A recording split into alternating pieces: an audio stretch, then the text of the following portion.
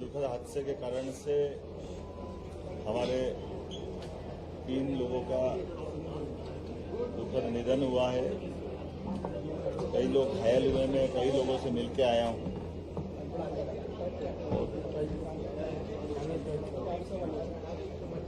मिल के आने के साथ हमने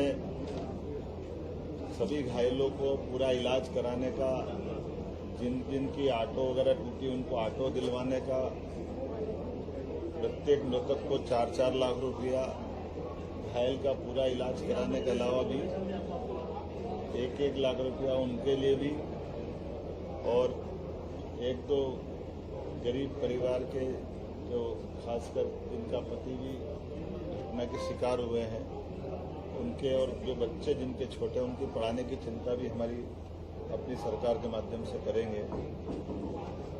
क्योंकि ये घटना बहुत दुखद हुई है। और ऐसी घटना में सरकार के माध्यम से प्रशासन की व्यवस्थाओं को चाक-चौबंद करने के लिए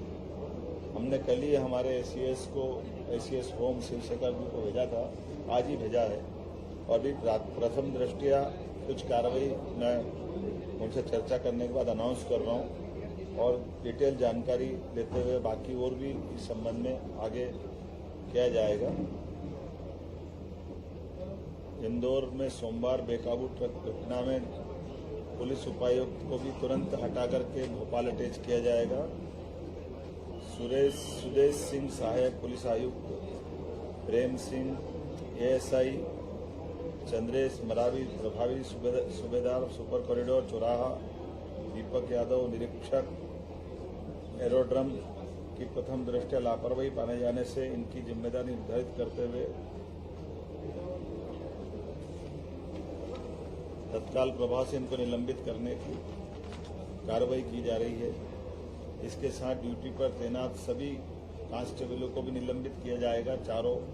पुलिस कांस्टेबल, अपर आयुक्त, मुख्य जनरल सचिव घटना की जांच करके आगे की कार्रवाई प्रस्तावित करेंगे। जिस कांस्टेबल ने अच्छा काम किया है, पंकज यादव ने, या और जो बताया गया है, इनको भी पुरस्कृत किया जाएगा। अनिल पिता लाल सिंह कोठारी, जिन्होंने अपनी रिक्शा में 4 लोगों को बचाया जिसमें 2 साल का बच्चा था, इसको भी पुरस्कृत किया जाएगा। और स्थानीय जो लोग और भी जिनको ध्यान में आएगा कि जिनने ऐसी घटना में अपने आप का बड़ा योगदान दिया, ऐसे सब लोगों को जानकारी दे करके भविष्य में होने वाली घटनाओं में ऐसे अच्छे लोग जो जान की बाजी लगा करके कुछ लोगों को बचाते हैं, मदद करते हैं, उनका भी ध्यान रखने का, उनके बारे में यथायोग्य प्रकार से पुरस्कृत करते हुए नगर निगम, जिला प्रशासन भविष्य में ऐसी घटनाओं को रोकने के लिए वो सारे प्रबंधन करने के लिए भी कहा कि कहीं ई नाका या हमारी डोम कैमरे या कभी कोई कारण से ऐसे वाहन बेकाबू होकर जाए तो उसके रोकने के भी साधन उपलब्ध कराएं, ताकि ये ऐसी घटनाओं को रोकने में स्टाफर या जो हो सकते हैं वो सब प्रबंधन आज के दृष्टि से भी प्रस्तावित करने के लिए मैंने एसीएस को कहा है कि वो सब देखे। ये जो हमारे हैवी ट्रैफिक से संबंधित ऐसे मार्ग हैं जिनका यातायात का भीड़ के दबाव का आकलन कर ले, कैसे कैसे इनको कंट्रोल कर सकते हैं। जरूरत पड़ेगी तो एलिवेटेड रोड वगैरह बनाना हो, एलिवेटेड ब्रिज बनाना हो, जैसे भी कर सकते हैं वो सब तरह से विचार करने के लिए इंदौर में दोबारा ऐसी घटना न हो, इसके प्रबंधन करने का मैंने निर्देश दिए हैं। आज मैं बड़े दुखी मन से भी कहना चाहूँगा कि कल रात से जब ये घटना घटी, सच में मेरे मन में भी और हम जैसे कई सारे लोगों को रात को नींद भी बड़ी मुश्किल से कैसे आई होगी, आप भी जान सकते हैं। ये बड़ा कठिन दौर था जिसमें भगवान महाकाल ने बाल बाल बचाया, नहीं तो बड़ी घटना हो सकती थी। लेकिन हमको इस सब बातों से ये भी सबक लेना कि दोबारा ये घटना न हो, इसीलिए सारे प्रबंधन करने के लिए मैंने अपने सारे कार्यक्रम कैंसिल करके यहीं तुरंत आकर के घायलों से मिलने का, पूरी घटना की विस्तृत जानकारी लेने का और वरिष्ठ अधिकारियों को इस पूरे काम पर लगाया, ताकि वो इसकी तह में भी जाए कि इस सारी घटनाओं के अंदर कोई हमारी कहाँ चूक हुई, भविष्य में वो चूक न हो, इस पर भी हम काम करें। एक और कल हमारे लिए सौभाग्य की बात है, यशस्वी प्रधानमंत्री का इंदौर आगमन हो रहा है। माँ अहिल्या की नगरी में उनका आगमन हमारे लिए एक अलग अवसर भी दे रहा है। जब यहाँ पुराने समय में इंदौर, उज्जैन, रतलाम, ग्वालियर कॉटन मिल हुआ करती थी, जब कॉटन की बड़ी बड़ी इंडस्ट्रियाँ चलती थी, राजा महाराजाओं अंग्रेजों के काल में बड़ी बड़ी इंडस्ट्रियों से लोग रोजगार पाते थे। बाद में सरकारों के, कांग्रेस की सरकारों के द्वारा ध्यान न देने के कारण से धीरे धीरे करके वो सारे मिल बंद हो गए। मिल बंद होने से और बड़ा नुकसान हमारी कॉटन की जो खेती कपास की होती है। ऐसे में हमारी सरकार ने प्रयास किया कि ये वापस कॉटन कैपिटल हमारा राज्य बने, कपास की खेती को फिर प्रोत्साहन दे और फसल से लेकर के धागा, धागा से लेकर कपड़ा और कपड़े से रेडीमेड गारमेंट्स की हमारी अलग अलग प्रकार की निर्यात इकाइयाँ काम करें। इसलिए 6 लाख से ज़्यादा किसानों की मदद करने के लिए और इस धार के पास बदनावर तहसील में बड़ा इंडस्ट्रियल पार्क, पीएम मित्रा पार्क बनाने की जो हमारी अपनी योजना है, कल माननीय प्रधानमंत्री जी उसका भूमि पूजन करने आ रहे हैं। इस अवसर पर स्वस्थ नारी, सशक्त परिवार और पोषण अभियान की भी वो शुभारंभ करेंगे। ये सेवा पखवाड़ा भी हमारा रहने वाला है, जिसके कारण से भविष्य में हमारे परिवार में माता बहनों की सुविधा के साथ अभियान के अंतर्गत एनीमिया की रोकथाम, संतुलित आहार, मासिक धर्म पर स्वच्छता जागरूकता अभियान इत्यादि प्रकार से कई कार्यक्रमों की शुरुआत होगी। हमारे द्वारा ये जो पीएम मित्रा पार्क है, लगभग 2158 एकड़ में होने वाला ये बड़ा पार्क है, जिसके माध्यम से विश्व स्तरीय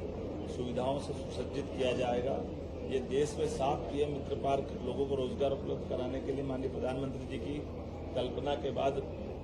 अपना साकार रूप ले रहे हैं। लेकिन हमारे लिए और आनंद की बात है कि इसका सबसे बड़ा और सबसे पहला पार्क का भूमि पूजन हमारे यहाँ ही हो रहा है। और इसकी एक और बात है कि जब हमारे विकास का शुभारंभ होगा,